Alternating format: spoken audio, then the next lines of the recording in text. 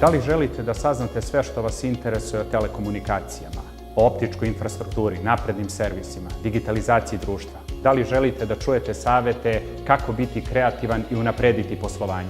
Ako je odgovor da, dođite na događaj koji organizuje Kotrugli Alumni klub 6. decembra da pričamo o poslu. A 6. decembra pričat ćemo o poslu sa Slobodanom Đinovićem.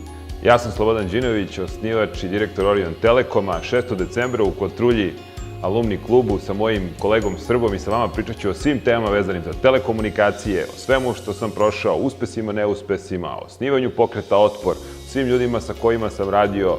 Uostalom, bit ću tamo sa vama i nadam se da ćemo se lepo ispričati 6. decembra. Moja uloga kao fasilitatora će biti da od predavača izvučem odgovor na sva pitanja koja mogu da budu škatljiva, ali po meri.